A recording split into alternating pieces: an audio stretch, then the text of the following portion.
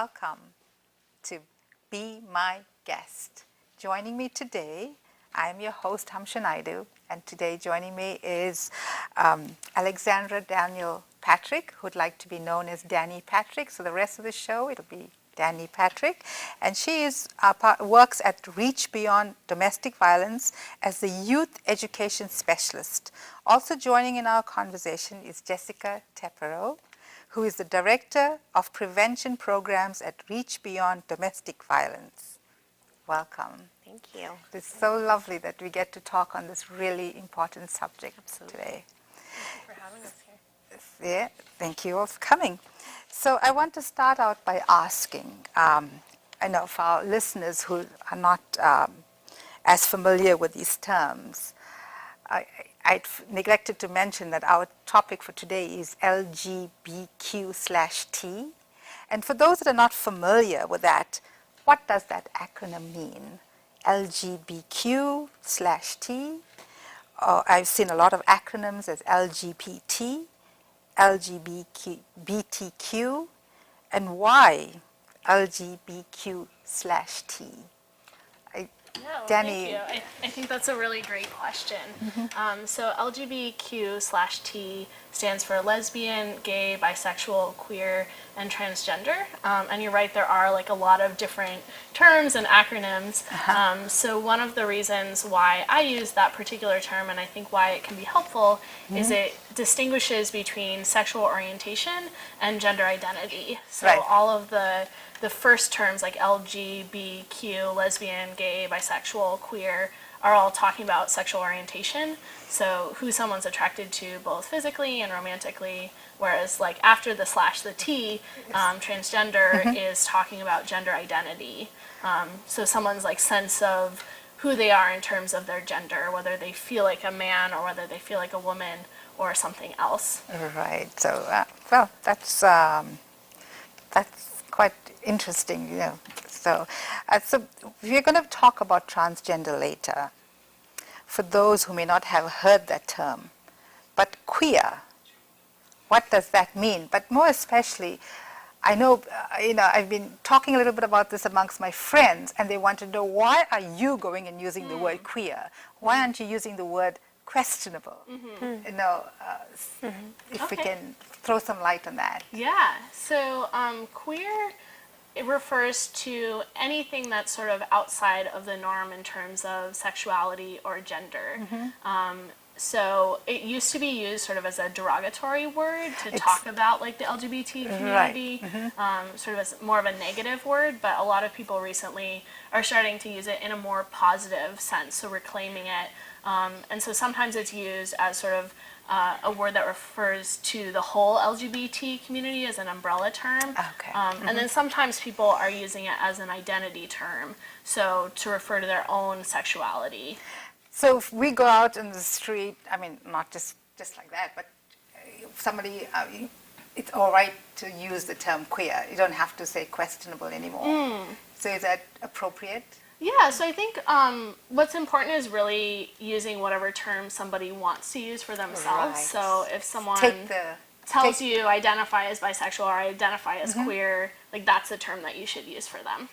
And just, sorry, Hamsha, just to distinguish. So I think that the Q used to be used as questioning, meaning that someone was kind of questioning their sexuality, their sexual orientation. And so that can be, sometimes that Q can mean questioning, and if that's how someone defines themselves. So just to kind of distinguish, sometimes you'll see LGBTQ, QI. There's a lot of more letters that can go on, and so that second Q sometimes means for folks that are kind of in the process of thinking about it for themselves.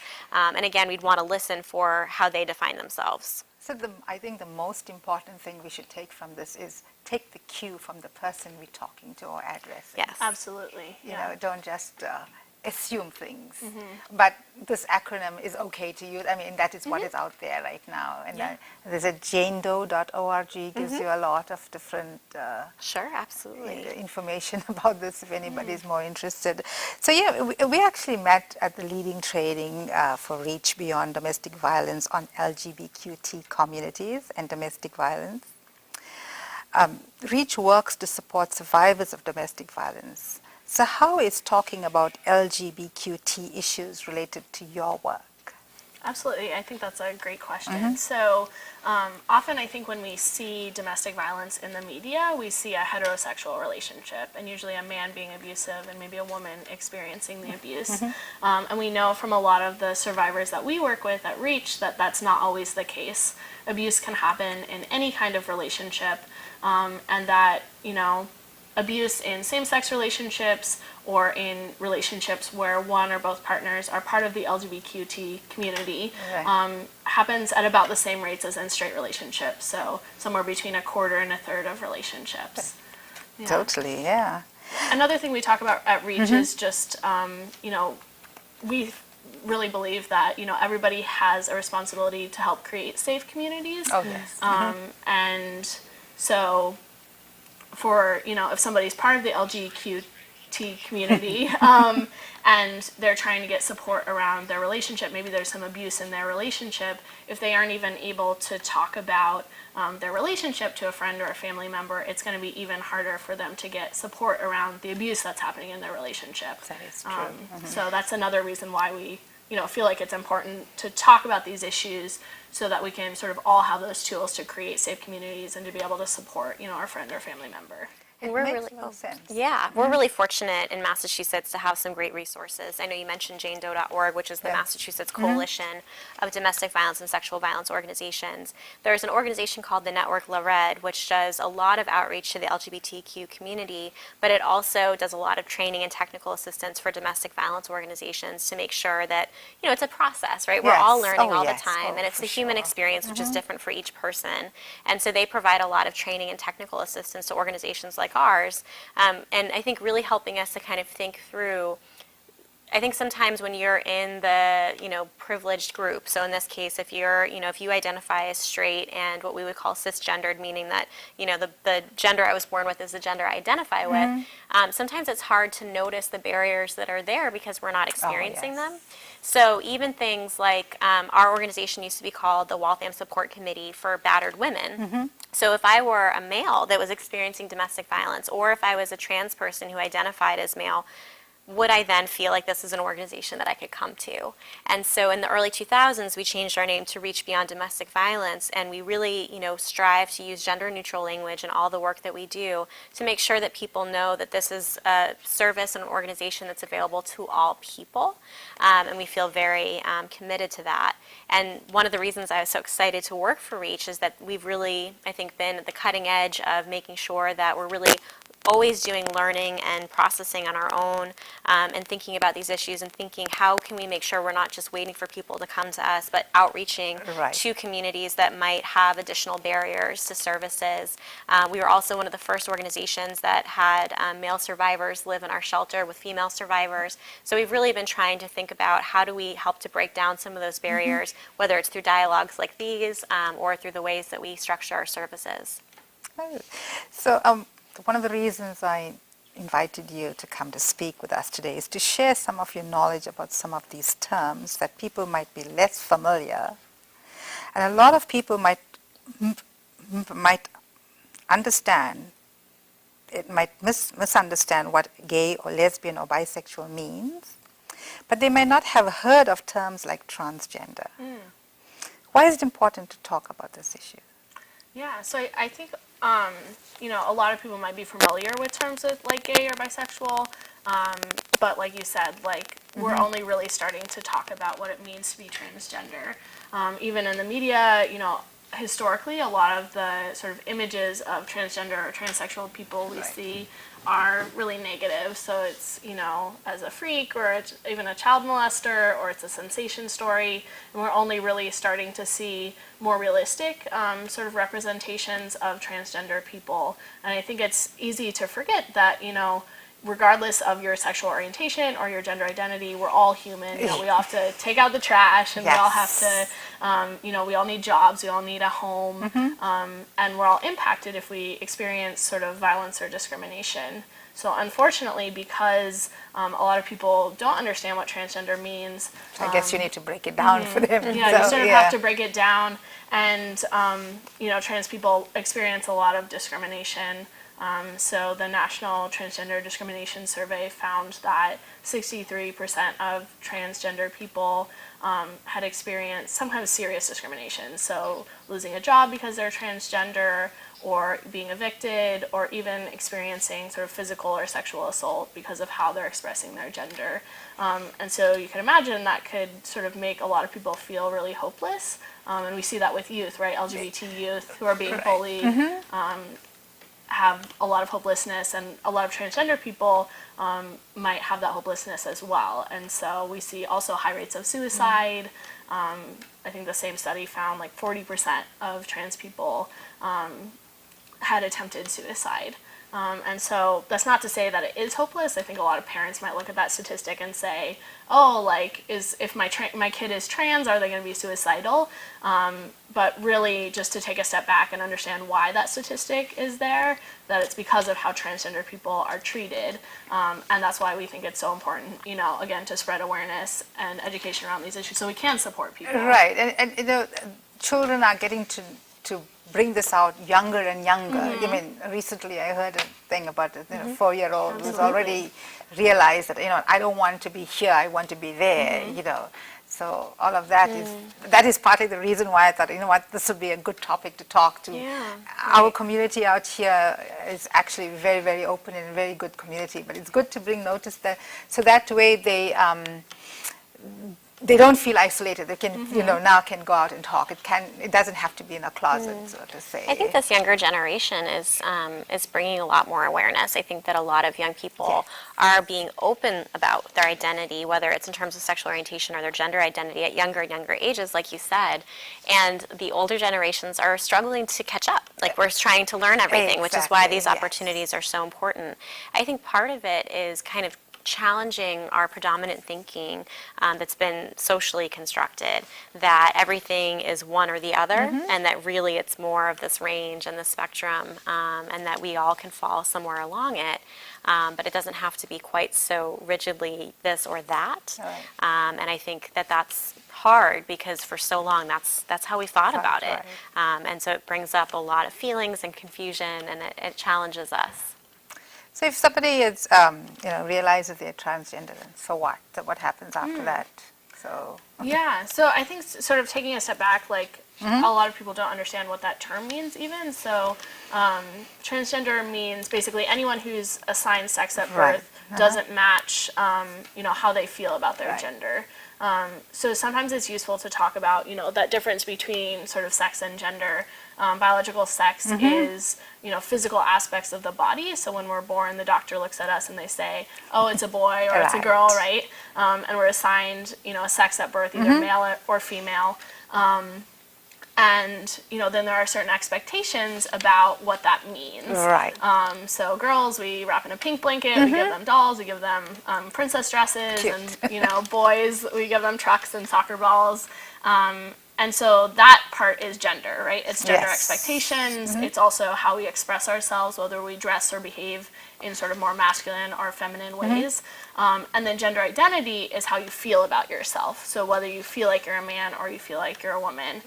So for a lot of people, you know, our gender identity is a pretty similar to what we were born with. So the assigned sex at birth might match our gender identity.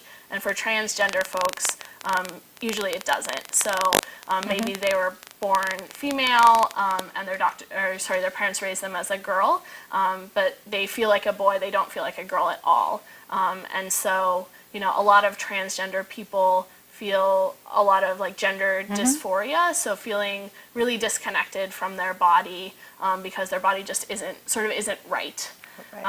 So. Yeah. Okay.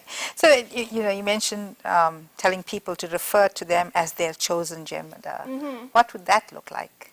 Yeah, so when people, for a lot of transgender people, they might decide to transition to live sort of as the gender that matches how they feel about themselves. So that might be, you know, having people refer to them as their chosen gender. So they might pick a new name or ask people to use a different pronoun for them. So if someone is transitioning to become a woman, they might tell people to use the pronoun she for them, or the other way around. So if they're transitioning to become a man, asking people to use he.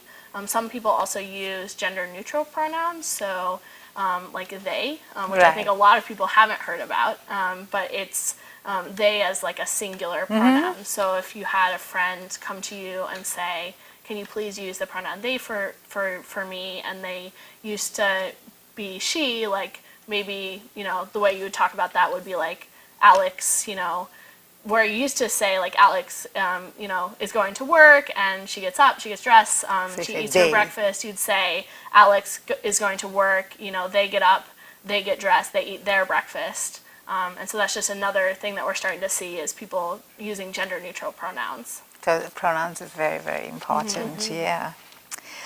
So you might transition, how might transition affect the transgender person's family? I imagine that you could be really stressful on them all.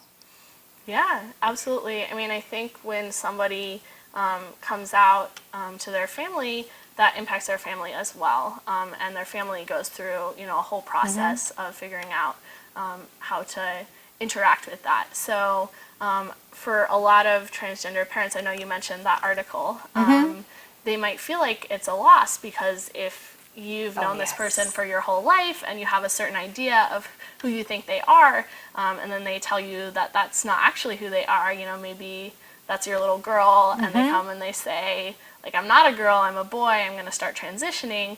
A lot of parents might, you know, have to grieve the loss of the child that they had in order to sort of accept who their child is becoming. I think that's one of the reasons why it's so important for parents and family and friends to get support for themselves as well.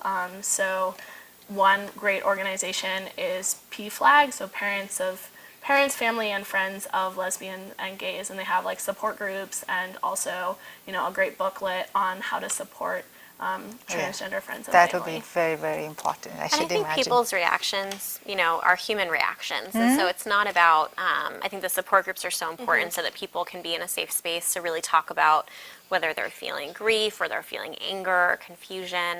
But I also think it's part of why changing our own society and expectations is so important. Because I think a lot of the negative feelings, like the article you mentioned where the mom is feeling so afraid of what's going to happen to my child, will people accept them, will they feel bullied, will they hurt themselves as a result, comes from the society's rejection and the discrimination.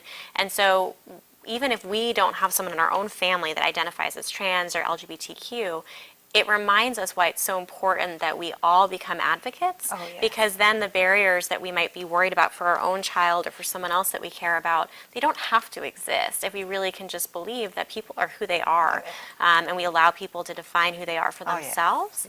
And so I feel like that's part of like being part of the parenting community, being part of, you know, being a teacher, being anybody that cares about other people, is really allowing for people to navigate the world in their own way and support them in that, versus, you know, trying to contain people in boxes that might not fit. You know, that is so true. You just have to be aware of all of this, you know, Absolutely. and don't bully. That's the main thing. I know we spoke about resources, but you know, someone may be listening to this and maybe questioning their own identity. So what resources are available to them? I know you did speak about some of them, but if we can, if you have any more, a little more to talk about it at all. So I think one of the really great things that we've been seeing lately is a lot of transgender people finding community online. And so there's like, if you go on YouTube and you just search like transgender transition, you find like hundreds of videos of people talking about their own transition processes. So that's a great option for people, is just to like go online and explore. In terms of local resources, Fenway Community Health Center is a great place, and they have a behavioral health department. So if someone was questioning their own identity and wanted a confidential space to sort of talk through some of those things, they could go to Fenway. And then for youth, Bagley, so Boston area gay and lesbian youth, has lots of youth groups and sort of community spaces for LGBT youth. So what we will do at the end of this program, I guess we will put those resources online too, so people can be able to get to see that also. It's wonderful that we have all those many great resources, but I want to shift gears again and touch on another topic. I've recently heard the term intersex. What does that mean? I know in the olden days we had another term for it, but I leave you to explain that more in detail. Okay. Yeah. So I mentioned before biological sex. So it's a little bit more complicated just than Sounds like a lot more genitalia, right? So it could be someone's chromosomes, their internal reproductive anatomy, their hormones, how their hormones impact their body, like whether they can grow facial hair. And it's really a spectrum. So often we think of biological sex as being those two boxes of male or female, but it is a spectrum, and intersex refers to sort of the middle part of the spectrum. So anyone whose biological sex isn't exclusively male or female, or whose biological express is just expressed in a different way. And so I don't know if you want to talk a little bit more about that as well. So there's some great resources out there. There's a North American Society for Intersex folks that's really done a great job of trying to educate people, because I think that even though we're still just getting to a point of talking more openly about LGBTQ issues, I think there's still a lot of silence and stigma around talking about intersex folks. I think there's a bigger stigma with that now. Nobody really wants to talk about that. Yeah. Little children, they want to just... So I can talk a little bit about why that might be. So like Danny said, we usually think about if we've had a child, or if we're going to have a child, that at the time of birth or even before then, that the doctor will be able to tell us, congratulations, it's a boy or it's a girl. And like we mentioned before, a lot of these things are much more fluid and on more of a spectrum than they are fitting into category 1 or category 2. So since pretty much as far as we know, way back in history, people in every country and every part of the world have been born sometimes where you can look at their, external sex organs and say that's a boy, and you can look at them and say that's a girl. But then there are also many people who are born where it's more ambiguous, that their sex characteristics, they might have sex characteristics of both genders or both sexes, or they might have a sex characteristic that someone has decided doesn't quite fit into the box. And so there literally have been charts that would say, if a little boy is born and his penis is under this size, then it's not technically, he can't be technically considered a boy, and then there's surgery to correct that. Okay. He's a perfectly healthy little baby, but a lot of this, again, has to do, the way that, I've heard it talked about is that it's an issue of shame and stigma, not an issue of gender. But a lot of times parents aren't educated about this topic, and so a doctor will tell them there's something wrong with your child, we need to do surgery immediately, and if you just had a baby, all you want is for that baby to be healthy and safe. True.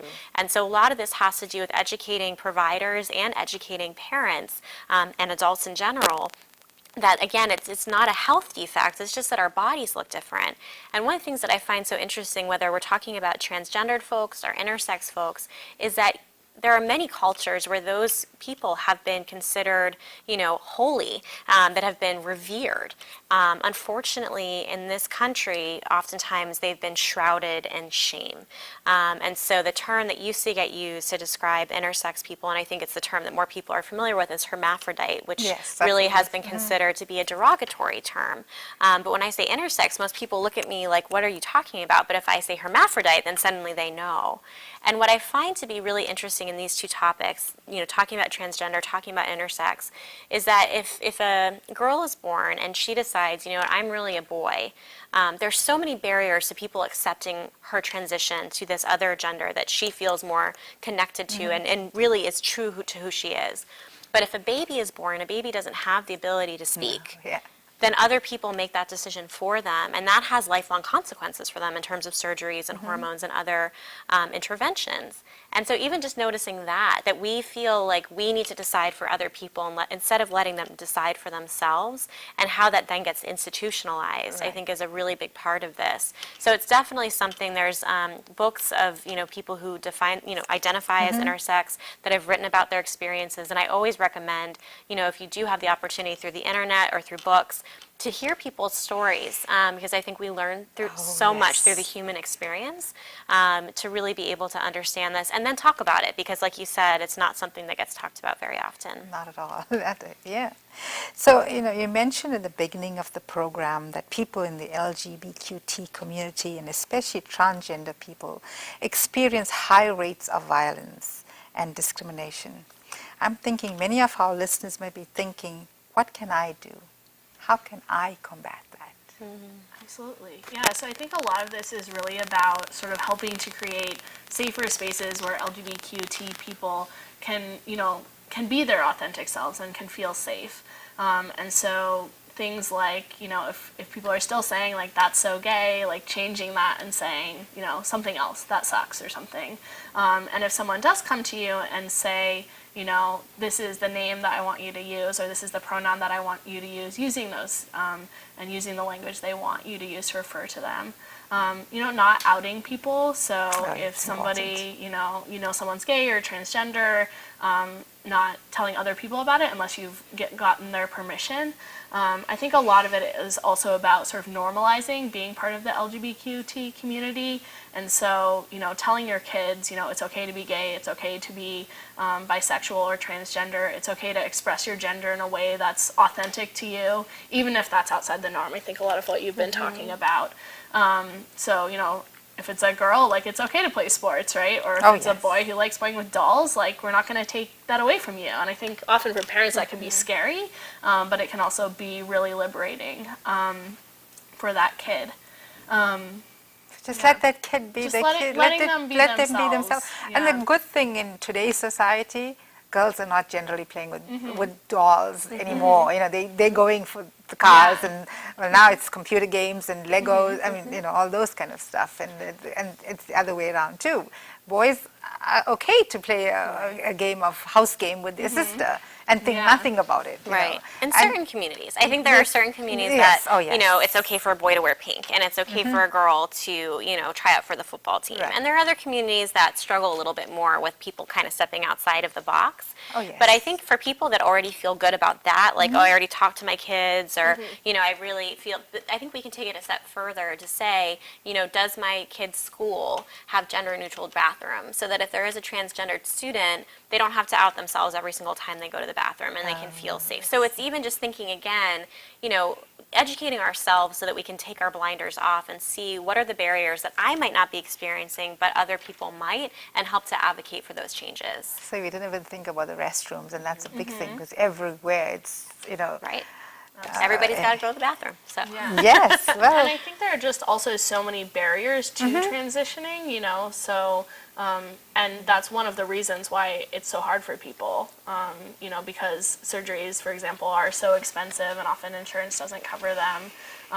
And, if someone is experiencing that, like, extreme dysphoria, that's like part of why those rates of suicide and stuff are so high. So educating yourself and helping to educate other people and change some of those systems, change some of those barriers, so that it's easier to be your authentic self. Oh yeah, for sure. Well, thank you.